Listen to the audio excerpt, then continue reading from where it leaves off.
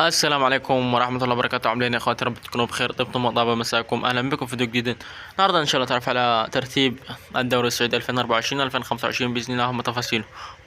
لو كنت اول ما تشاهدنا من سنة تعبنا بلايك واشتراك وتفعيل زر الجرس علشان يصلك كل جديد. اللهم صل على محمد وعلى ال محمد كما صليت على ابراهيم وعلى ال ابراهيم انك حميد مجيد. في المرتبة الاولى الهلال المركز الاول، لعب 10 مباريات برصيد 28 نقطة. المركز الثاني الاتحاد، لعب 10 مباريات برصيد 27 نقطة. المركز الثالث النصر، لعب 10 مباريات برصيد 22 نقطة.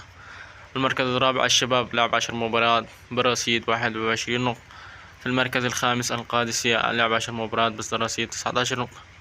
المركز السادس الخليج، لعب 10 مباريات برصيد 16 نقطة. المركز السابع التعاون، لعب 10 مباريات برصيد 15 نقطة. المركز الثامن الأهلي، لعب 10 مباريات برصيد 14 نقطة. المركز التاسع الرياض، لعب 10 مباريات برصيد 14 نقطة.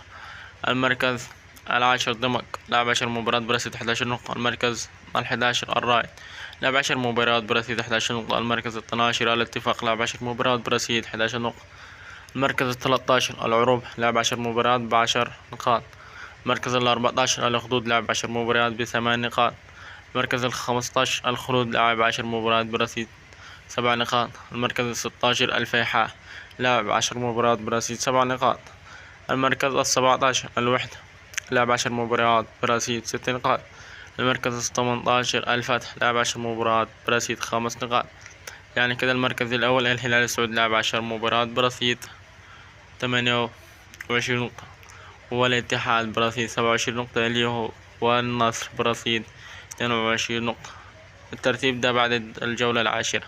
ولنقد انتهينا، والسلام عليكم ورحمة الله وبركاته. ما تنساش تصلي على النبي، اللهم صل عليه، وتدعمنا بلايك واشتراك وتفعيل زر الجرس علشان يصلك كل جديد.